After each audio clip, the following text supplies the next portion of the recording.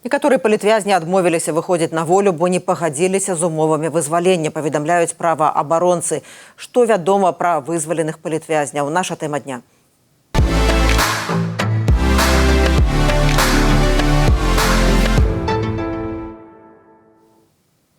І мае суразмоўцы сёння адзін з кіраўнікоў фонду «Байсол», праваабаронца Андрэй Стрыжак. Добрый дзень. Добрый дзень. І сястра палітзняволенай Марыі Калеснікавай, сузаснавальніца Асацыяцыі родных і колішніх палітвязняў Тацяна Хоміч. Добрый дзень, Тацяна. Добрый дзень. Маё першае пытанне да вас, Андрэй. Што вядома пра колькасць вызваленых палітвязняў на сярэдзіну дня панядзелка 8 ліпеня? І што можна пра іх цяпер сказаць публічна? На сённяшні дзень тая лічба, якая была вядомая нам на мінулым тыдні, не змянілася. Гэта па-ранейшаму 18 асоб, якія былі вызваленыя падчас гэтага акту вызвалення, які адбыўся пасля 3 ліпеня і быў прымеркаваны да амністыі, якую праводзілі лукашэнкаўскія ўлады. Што можна сказаць пра гэтых людзей? Як і раней было сказана, з іх палова гэта людзі, якім трэба было выходзіць на волю ўжо прыблізна цягам году, з іх 5 гэта тыя, у каго тэрміны сканчаліся цягам прыблізна месяца. З больш-менш публічных персонаў, пра якіх ужо можна казаць, прозвішчы называць, гэта па-ранейшаму толькі Рыгор Кастусёў, кіраўнік партыі «Беларускі народны фронт». Наконт астатніх людзей па-ранейшаму гэтыя прозвішчы не называюцца ў мэтах бяспекі і з пункту гледжання забеспечвання прыватнасці гэтых персонаў. Дзіўная для нас сітуацыя, раней такога не было, канешне. Людзі, якія выходзілі на волю, больш-менш адразу было вядома, хто гэта. Ну вось зараз такая сітуацыя. Спадзяемся, што ў хуткім часе можна будзе назваць прозвішчы тых, хто выйшаў. Адзінае, што яшчэ раз падкрэслю, сярод тых, хто нам вядома, з астатніх у спісе няма людзей, якія былі б агульнавядомыя. Гэта, безумоўна, палітвязні, гэта, безумоўна, удзельнікі пратэстаў альбо тыя, хто былі пераследаваныя праз уладаў, але сярод іх такіх буйных фігур, як роўных Рыгору Кастусёву, больш няма. І я адразу, Андрэй, хацела вас папрасіць пракаментаваць інфармацыю, якую сёння агучылі праваабаронцы, пра тое, што некаторыя палітвязні адмовіліся выходзіць на волю 3 ліпеня, бо яны не пагадзіліся з умовамі вызвалення, і правдападобна гэта звязана з тым, што частка палітвязняў выйшлі на волю па памілаванні, і ім прыйшлось бы пісаць прашэнне на імя Лукашэнкі. І тады ж праваабаронцы паведамілі, што вядома, што замест гэтых людзей, якія адмовіліся на волю выйсці, прапанавалі іншым палітвязням, і ім давялося это рабіць вельмі хутка. Вы толькі што сказалі пра тое, што няма вядомых асобаў сярод тых, хто вызвалены, пра каго вы ведаеце, але вельмі шмат адмяркоўваецца апошнія дні. Якраз імя Анджэя Пачобата, палітвязня, вызвалення якога паслядоўна дамагаецца польскі ўрад. Вот што вы маглі б, ясна, што не все можаце гаварыць, але з таго, што вядома, з таго, пра што можна здагадвацца, што б вы маглі сказаць у гэтай сітуацыі? Наколькі Анджэй Пачобат можа быць тым палітвязням, які адмовіўся выходзіць?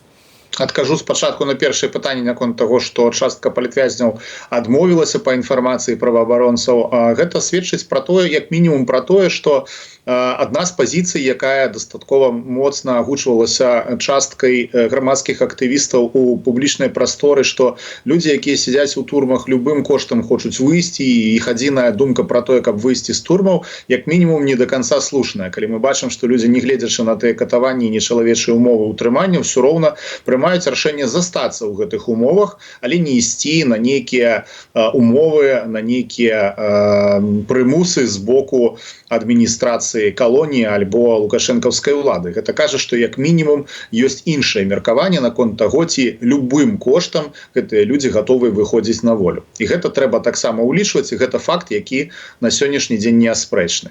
Другі факт, пра які мы можам казаць, гэта тое, што Анджэй Пачобат пакуль што няма інфармацыі пра ягонае вызваленне, і факт такі, што Польшча дастаткова далёка гатова зайсці ў сваіх намаганнях вызвалення свайго чалавека. У чым гэта выражаецца, мы дакладна бачым і ведаем, гэта тэставая спроба блакіроўкі наземнага тэрмінала ў Малашэвічах, які можа прывесці да блакады ўсяго транскантынентальнага транзіта ад Кітая да заходняй Еўропы. Это, безумоўна, вельмі балючы крок, гэта вельмі чуллівы крок для лукашэнкаўска-пуцінскай каманды. Але паглядзім, наколькі гэта будзе ўплывова, наколькі гэта можа ўздзейнічаць на тое, што адбываецца з Анджэем Пачобутам. Магчыма, сітуацыя з ім значна складаней, чым мы зараз бачым і уяўляем, і я, канешне, не маю ілюзій наконт таго, што гэты чалавек будзе неяк вельмі хутка мяняць сваю пазіцыю. Ягоныя пазіцыі мы памятаем, ён не вызнае сябе вінным, і ён не ідзе на супрацу з так званымі следчымі і карнымі органамі, якія прадстаўляюць лукашэнкаўская ўлада. Так што тут будзе дастаткова складанае пытанне, і мы, канешне ж, сціскаем кулакі за тое, каб чалавек як мага хутчэй апынуўся на волі, але трэба ўлічваць ягоную асабістую пазіцыю, якая відавочна адрозніваецца ад пазіцыі любым коштам выйсці на волю. Тацяна, з 3 ліпеня вельмі шмат дыскусій у сацыяльных сетках што да вызвалення палітвязняў. Людзі чакаюць імёнаў тых, хто вызвалены. Якая пазіцыя вашых паплечнікаў што да вызвалення некаторых палітзняволеных? Якая верагоднасць, наўрад ці гэта цяпер, але што ў будучыні, што сярод падобных вызваленых могуць быць Марыя Калеснікава, іншыя шальцы каманды Віктара Бабарыкі, сам ён з сынам? Я считаю, что это позитивный шаг, на самом деле, то, что происходит. Мы долгое время, мне кажется, слышали и спорили тоже, да, и между собой в том числе, вообще возможно ли освобождение в ближайшее время, сколько человек может выйти на волю, на каких условиях и так далее. И вообще вопрос освобождения политзаключенных, казалось бы, выглядел вообще в таком полнейшем тупике. Мы не слышали, по крайней мере, публично не было известно об освобождениях, наверное, последние практически 2 года. И сейчас это случилось. Поэтому определенно это позитивный шаг. Да, сейчас речь не идет о каком-то массовом освобождении. Да, то есть если сейчас известно о 18 человеках, это уже хороший шаг. Плюс то, что отметил также Андрей, что помимо освобождения людей по таким гуманитарным причинам с тяжелыми заболеваниями, есть освобождение по помилованию тех, у которых там не было известно о каких-то заболеваниях. Да? То есть это тоже, на самом деле, мне кажется, своеобразный такой сигнал. То, что это не только, грубо говоря, люди с освобождением по гуманитарным основаниям. Но понятно, что в настоящий момент за решеткой продолжают находиться как минимум 1400 человек, на самом деле их может быть больше. И мне кажется, сейчас рано делать выводы о последующих освобождениях, да, потому что мы точно не знаем наверняка, сколько людей вышло на волю по этой акции. Мы не знаем, по какой причине это случилось, стало ли это результатом каких-то договоренностей, с каких сторон, возможно, были такие договоренности и так далее. Но определенно ситуация сдвигается, скорее всего, с мертвой точки, и это важно. Як вы мяркуеце, заявлялася, што гэта будуць вызваленыя людзі, якія хворыя на цяжкія хваробы, на анкалагічныя хваробы, і пакуль гэта толькі адзін Рыгор Кастусёў, все астатнія, з таго, што вядома, не з'яўляюцца хворымі, не ёсць чальцамі таго гуманітарнага спісу. Як вы мяркуеце, дзеля чаго заявлялася публічна, што гэта будуць менавіта гэтыя людзі, а па выніку пакуль толькі адзін? Мне кажется, сейчас трудно делать выводы о том, кто это, сколько человек, с какими заболеваниями и так далее. Я думаю, что здесь лучшее, что мы можем все сделать, это действительно дать время, да, этой ситуации немножко уложиться, узнать наверняка те цифры, да, сколько человек все-таки освободилось. И я думаю, что мы все понимаем, что в ситуации страха, возможно, люди боятся сообщать эту информацию. Поэтому пока рано делать эти выводы на самом деле. И почему так случилось, и почему только известно об одном случае, да, освобождения тяжелого больного. Мне кажется, что действительно нам нужно с вниманием отнестись к этой, с пониманием, с вниманием отнестись к этой ситуации и в своей коммуникации сделать максимум, чтобы не навредить тем, кто уже вышел, и возможному освобождению тех, кто планировался, да, к выходу в ближайшее время. Ну і да цяжкахворай можна і Марыю Калеснікаву аднесці, таму што яна трапіла ў рэанімацыю, перанесла вельмі цяжкую аперацыю і не мела нармальнай рэабілітацыі, у вельмі складаных умовах знаходзіцца, так? Да, конечно. Мария находится, напомню, в инкоммуникадо уже практически 1,5 года. У нас нет никакой связи с Марией, нет ни писем, ни звонков, ни возможности делать передачи, нет свиданий с родными, адвокатом. Пока что у меня нет никакой вообще информации, и тем более вот в свете последних событий о Марии. Конечно, я надеюсь, что в какой-то момент и Мария будет освобождена. Вот, но, как я уже сказала, да, то есть это первый шаг, и непонятно, насколько это будет каким-то треком, да, либо последующие шаги, нам пока неизвестно. Дзякуй. Андрэй, я хотела вас запытацца вот пра гэтую інфармацыйную цішыню ў мэтах бяспекі вызваленых. Што гэта можа азначаць? Ну, есть некалькі варыянтаў. Ну, гэта можа быць адна з умоваў вызвалення, не публічнасць, так? А можа быць, людзям патрэбны час, каб выехаць з краіны. Можа, людзям патрэбны час, каб прыйсці ў сябе, бо гэта, ну, вельмі цяжкае выпрабаванне. А можа быць, у Беларусі застаюцца ў закладніках родныя, таму людзі не будуць гаварыць. Як бы вы гэтай прычыны, вот з тых, што я пералічыла, магчыма, іх значна больш назвалі? Мы с вами живем у ситуации, калі вельмі імкліва меняется тая ситуация в Беларуси, у якой знаходятся люди, и з'являются новые факторы, якіх раней не было, якія были абсолютно нам незвыклыя. Вось приклад, гэта не апублічванне імёнаў тых, хто выйшаў. Ну, зразумела, что КДБ вядома, что выйшлі менавіта гэтыя люди. Зразумела, что яны сидели по палітычных артыкулах. Але, як слушна заўважаюць мои коллеги з Dissident Buy, ёсць артыкулы, якія караюць людей за тое, што яны перадаюць інфармацыю экстрэмісцкім фарміраванням, якімі прызнаны уже абсолютно все праваабарончыя структуры. І гэта значыць, што як мінімум чалавек, які перадаў такую інфармацыю, яна з'явілася ў публічным поле, ужо знаходзіцца пад рызыкай дадатковых рэпрэсій. Это пакуль што не адпрацаваная сістэмай працэдура, але ну мы спрабуем падстрахавацца і зрабіць так, каб людзей не падставіць у гэтай гісторыі. Вельмі важна таксама бачыць, што адбываецца ў комплексе, што толькі за чэрвень больш за 70 чалавек было арыштавана па крымінальных артыкулах, і мы штодня бачым, што рэпрэсіі не спыняюцца. Абсалютна ні дня няма такога, каб рэпрэсіі спыніліся. Таму вось калі казаць пра тое, якія абставіны, якія умовы ў Беларусі, то вы бачыце, што няма ніякай адлігі, няма ніякага імкнення да гуманізму, як кажуць некаторыя палітыкі, і гэта абсалютная неадпавядальнасць рэчаіснасці. Мы бачым, што рэпрэсіі працягваюцца, і тое, што выйшла на волю 18, магчыма, больш чалавек, гэта нават не перакрывае той колькасці людзей, якія пастаянна садзяцца новыя ў турмы. А гэта значыць, што ніякіх намераў па лібералізацыі ці змягчэнні чым-небудзь яшчэ такім з боку ўладаў няма. Чаму гэта важна агучваць, прагаворваць і ўвесь час пра гэта нагадваць? Таму што ад гэтага вельмі моцна залежыць пазіцыя нашых заходніх партнёраў, у тым ліку, бо яны чуюць, што мы кажам.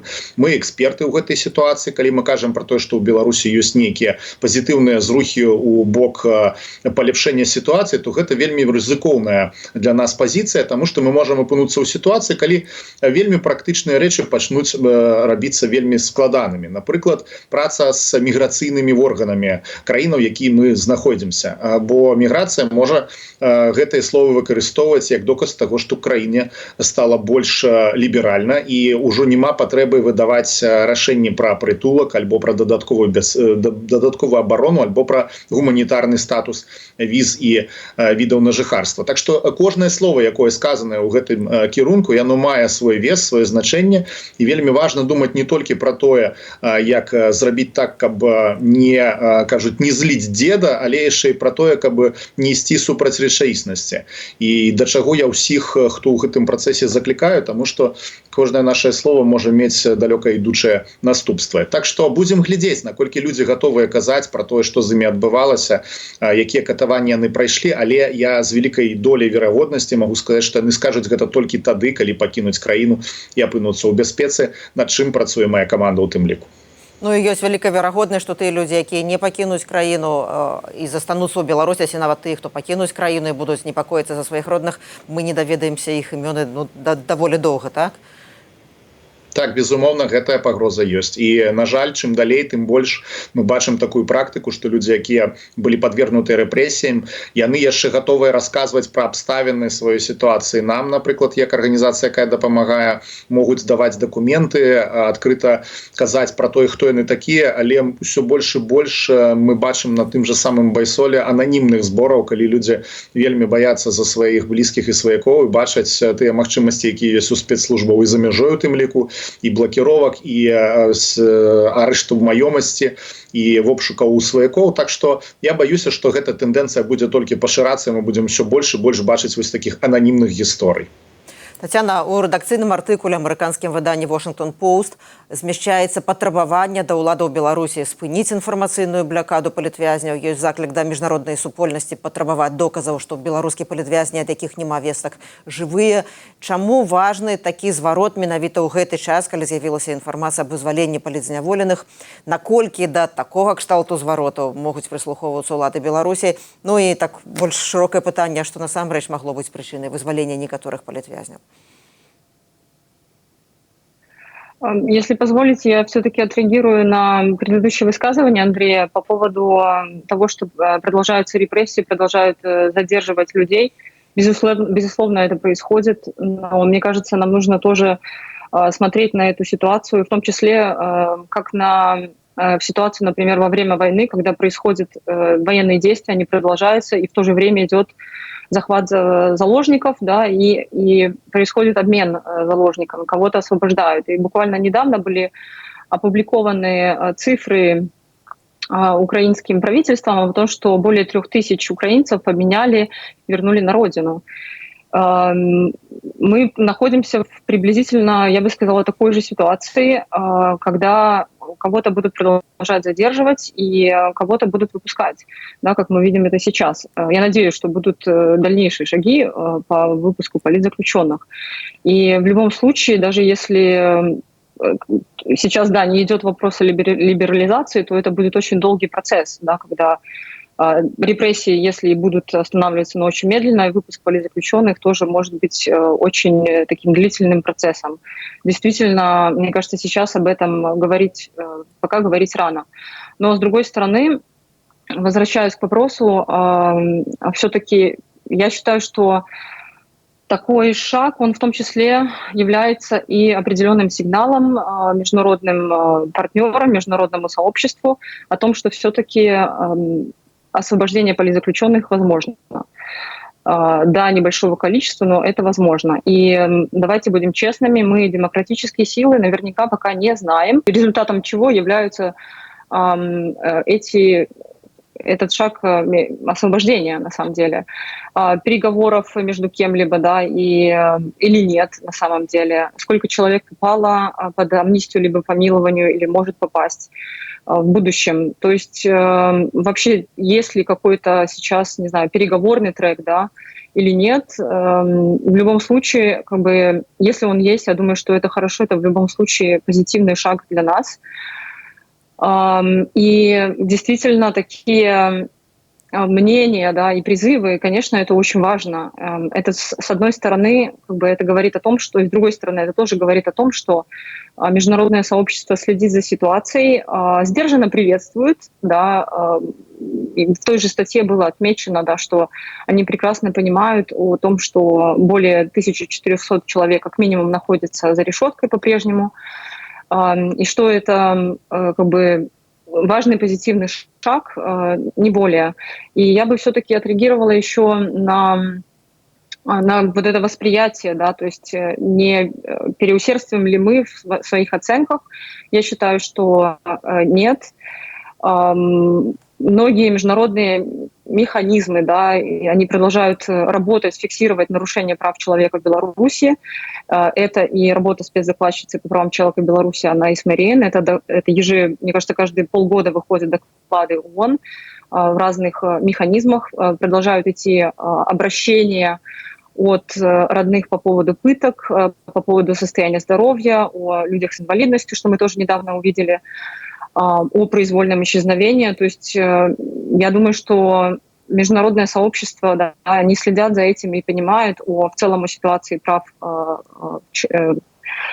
человека в Беларуси, и об этом отметил также генеральный секретарь Антонио Гутерриш на встрече с Лукашенко, да, то есть они приветствуют, но обращают внимание, что они ждут восстановления всех прав и свобод. То есть, и как мы видим, да, что зачастую наши страны-соседи касательно, да, вопроса миграции, они действуют, исходя из своих национальных интересов, исходя из своей безопасности для себя. И так принимают решения, нежели о ситуации прав человека в Беларуси. Андрей, вось Тацяна казала пра тое, што дэмакратычныя сілы збольшага не ведаюць, што стала вынікам, якія перамовы, які ціск, ці што яшчэ стала вынікам, прычынай вызвалення гэтых некаторых палітзняволеных. І даволі часта вот у гэтыя дні ў сацыяльных сетках розныя людзі гавораць пра тое, што тут дэмакратычныя сілы не ўплываюць на гэтае рашэнне. Ці вы згодныя? Ці ўсё ж вот тая праца, якую і вы, і Тацяна з розных міжнародных трыбунаў, акрамя вашай працы, дапамогі палітзняволеным, былым палітзняволеным, ці гэтая праца ўсё ж ускосны плён мае?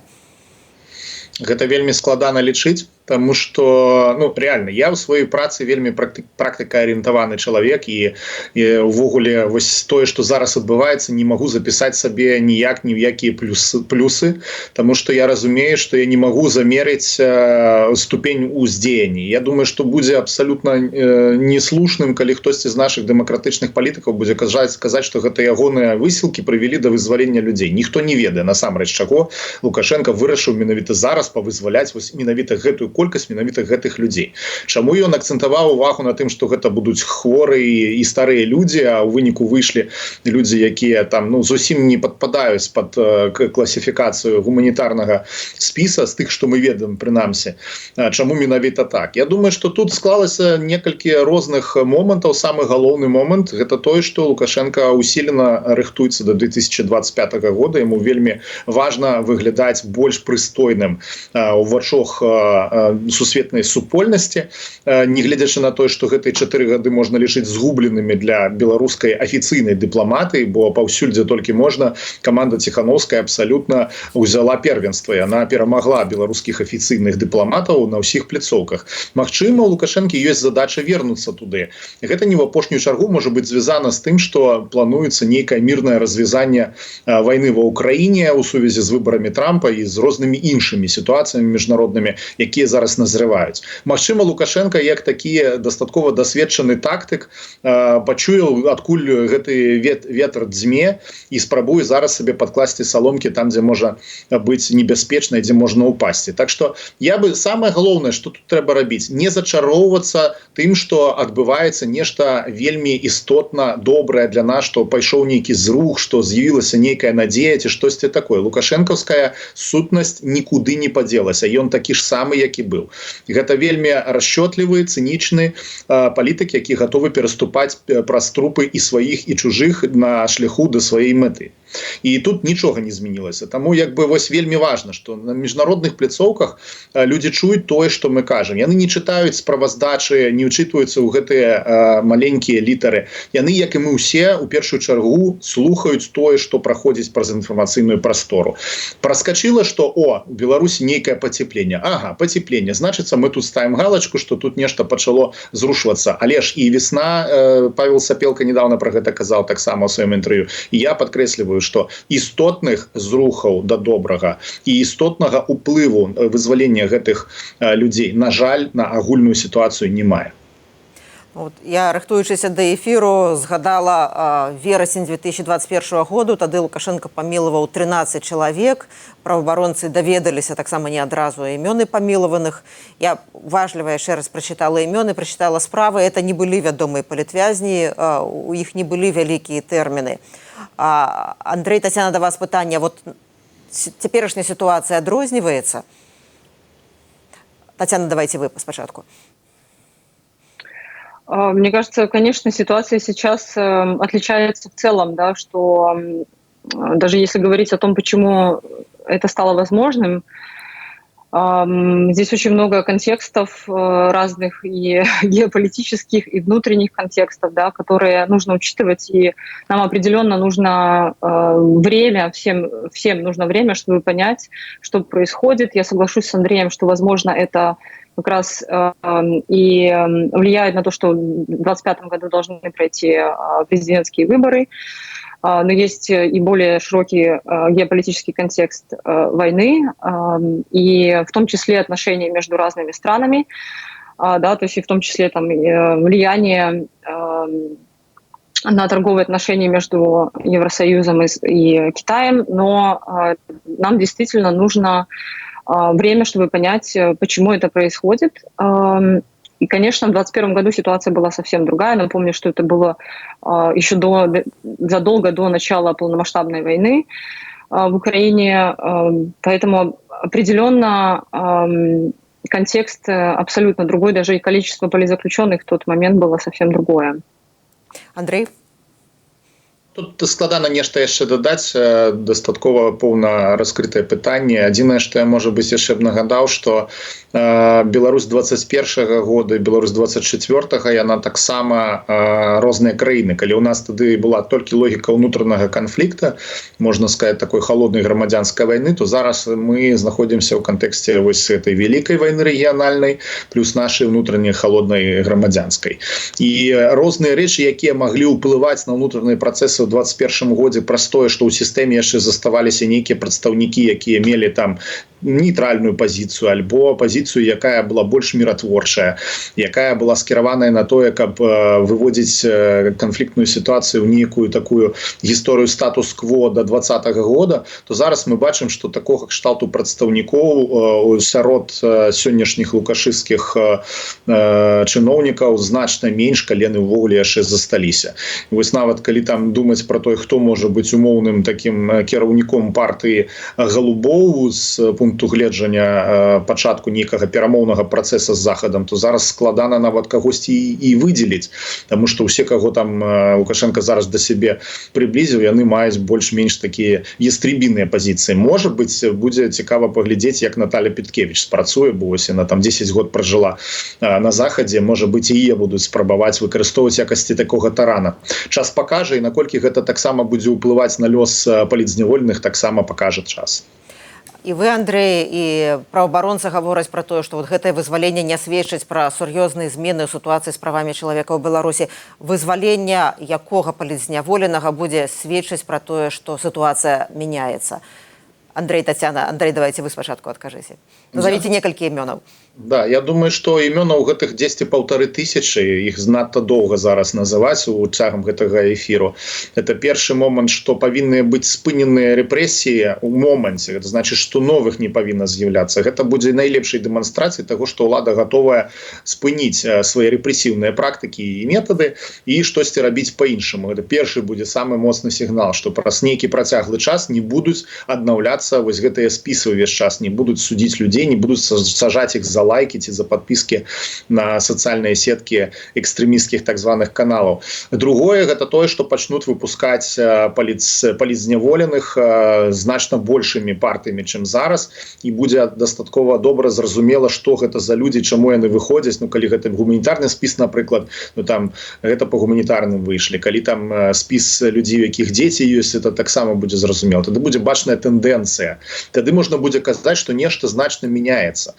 Пакуль жа практыкі абсалютна не змяніліся. Больш затое ўлада ўвесь час прыдумвае новыя рэпрэсіўныя практыкі, асабліва пераследу людзей, якія ў дыяспарах нешта актыўна робяць. Мы бачым гэтую тэндэнцыю. Таксама мы павінны адзначыць, што вось быў першы кейс пазбаўлення чалавека беларускага грамадзянства, в якім таксама не да канца яшчэ ўсё зразумела, але гэта можа быць першай ластаўкай для такой практыкі.